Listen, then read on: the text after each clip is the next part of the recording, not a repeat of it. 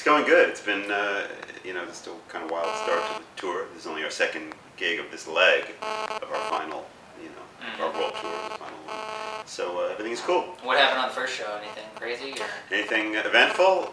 It was a wild show because it was for 10,000, you know, people in Mexico. It's kind of a wacky way to get the whole thing off the ground. Definitely. So tell us a little bit about this tour, how it started, and what's the kind of theme around it. Well, it's a new thing for us. It's a brainchild of Mr. Mike Portnoy, who wanted to, you know, put together this thing, Progressive Nation, get something off the ground. You know, Dream Theater.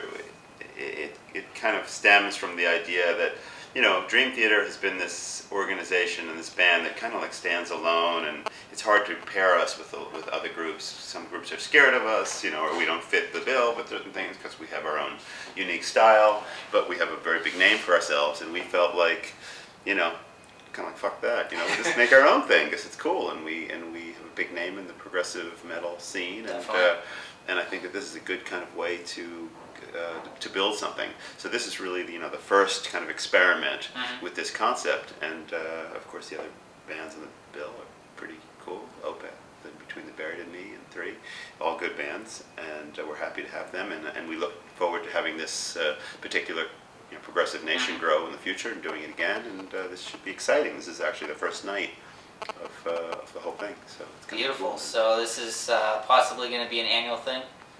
It could be.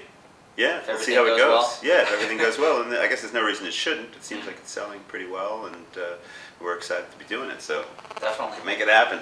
Awesome. So you've been in the band about 10 years. How did you get started in the band? I got started in the band. Well, I got a call one day from who did I get the call from?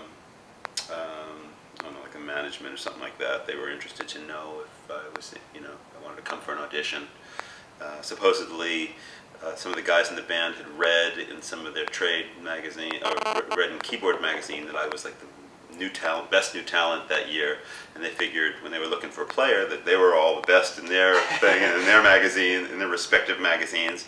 So when they were looking for a new guy, they opened up Keyboard and were shuffling through, and they heard my name from different people and everything, and so they gave me a call, and I went down to, I didn't know who they were at all. You know, I wasn't really into the metal thing or so much. So I asked some friends about it just to find out if they knew who they were, and they told me, yeah, it's a good band, you know, it's cool stuff, and they turned me on to a couple of things, which I thought were really cool. I heard Images and Words first. And went down to the audition and learned, I think, like Pull Me Under and Take the Time. And played, and I actually showed them some of my stuff. Showed them the song called Over the Edge, and we were going through that a little bit. And we had a good vibe, and we discussed a little bit about what was going to happen, and it turned out that they really wanted to find somebody to join the band, but most importantly at that moment in time is they needed somebody to do the Foundations Forum convention. Right. This was like a pressing thing. They needed a keyboardist. They just had this album called Awake come out, and they had to perform it. They were going to headline this convention. So I went back and I thought about the gig, and you know, I was actually kind of doing something with the Dixie Dregs back then as well, and I had like late night conferencing from Steve Morse on what I should do with my life and which way to go. Had this offer, I was playing with the Dregs, and I didn't know what to do. So to make a long story a little bit shorter, I decided that it wasn't a great time for me to join Dream Theater, that I would definitely play the show with them, get them through that and have that experience, but then I would go off and do my own thing, which at that point was playing with the Dregs and working for Kurzweil and making, you know, my solo album stuff, and I went on that path. And also at the time, you know, looking back, I really didn't know, nobody really knew what Dream Theater was going to become. At that point it was, you know, could have been a flash in the pan, or whatever. Definitely. And for me it was like, you know, a big change to go off and join a group like that, and they were like looking like they were getting ready to go on a year of touring for not that much money. So and in my situation I had like a pretty cool job, and I just had a kid, and I had a good thing going with the Dregs, which was kind of cool.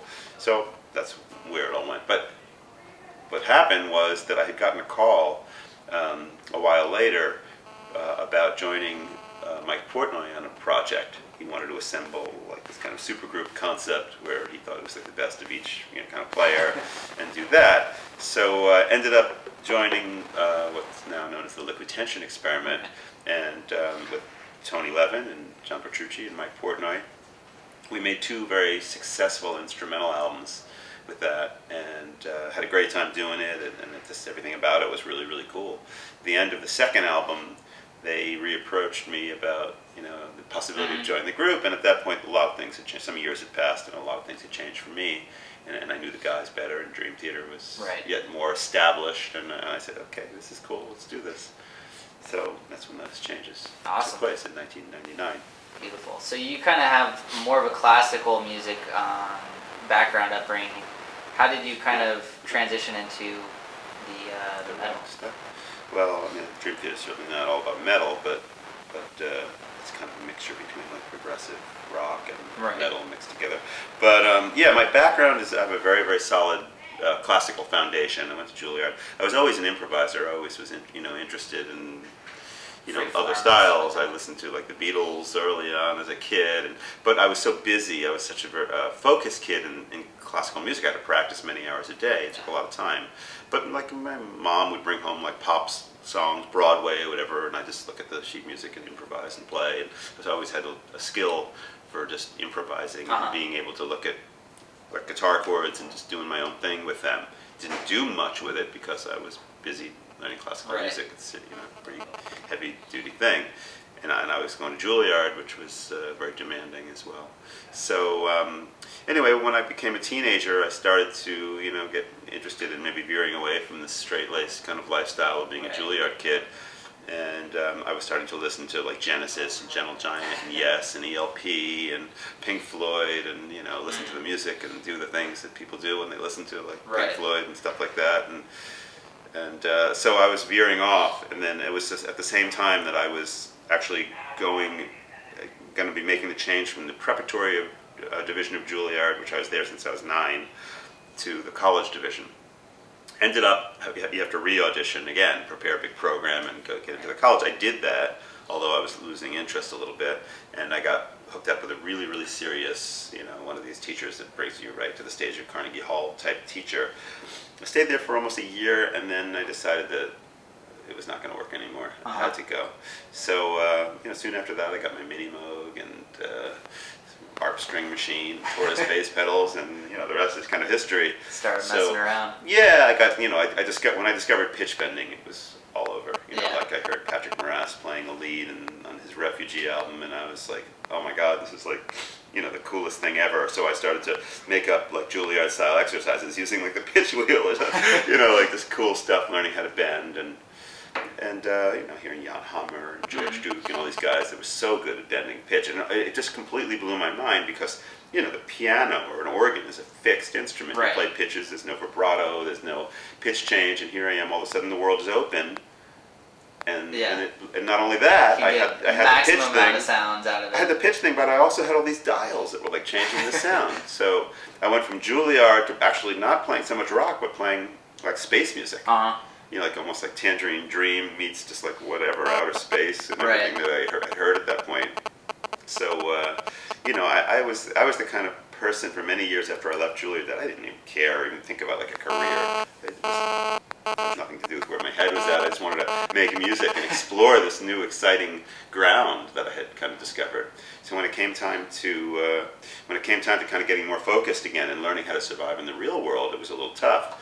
And I did it by actually going off and like joining some of the companies that made the synthesizers, like Korg and Kurzweil, and working for them, and then developing my name, like going out and like playing at big conventions and stuff, people discovering me, like Minnie Moore and Jan Hammer and all these guys, and it became a little buzz, an underground buzz. So that led, slowly but surely to getting like the type of calls from the Dregs and from Liquid Tension and Dream Theater and all that kind of stuff. But I've never been like a big go-getter guy or anything. I've just been very driven about what I do, and also very one-sided because I can't really do anything else. So. Definitely. So if you weren't a musician, what would you do? Who knows? I don't know. Something in the arts. Yeah. I like working with creative things like graphic programs and stuff like that. Who knows? Definitely. Well, it's Be a bum on the street somewhere, lost. Hey, that's my dream, man. Just sitting there, not doing anything, be amazing. Yeah. But you're obviously, you know, hardcore into Dream Theater now, and you know, touring with them. Yeah. What's your favorite part about being in the band? All the chicks were happening. No, actually, we're pretty boring. There were no chicks. Right. It's a bunch of foxy dudes. But my favorite thing about being in the band, well, this is quite honestly a really wonderful band. It's a bunch of good guys, all very talented. We all are very responsible. We care about our music. We care about our families. We care about, you know, surviving well on the road. And I think that's why it's worked for so long, and it's a continuing thing because. Right. You know, it's hard to be a rock band and have longevity. And not only that, it's what makes Dream Theater really, really great is that the people around us, I mean, our management, our business management, our agents, everybody is really, really cool. And they're people who've been with us for a long time. So I think it's kind of a rare and special, you know, thing that I really feel very grateful for. It's not, you know, the one thing is the band, and we're all good musicians. We get along. It's all great. But it's the working of this big organization that it works. You know, everything from the tour manager, production manager, this, that. Yeah, you gotta have good people around. Oh, it's so important. You know, there's so much going on beyond what, you know, just the band playing their notes and doing the thing. Awesome. Yeah. In terms of touring, do you take your family along with you, or do they stay at No, home? my girls are 11 and 14, and they're, you know, in school. They're in camp, so you know, they can't be taken off school. How do you deal with you know, family at home while you're on tour? Well, one very good thing in my life is that my wife is really, really capable, responsible. She's actually a theater producer, and she deals with big situations, you know, 300 kids at a time. And I mean, not to say that it's not challenging for her, but she's one of the most capable human beings on the planet. And so she keeps it together pretty well when I'm on the road. And when I'm home, I help out as best as I can. Fantastic. Well, what can we expect from Dream Theater in the future? World domination, I don't know, country music album, what do you want?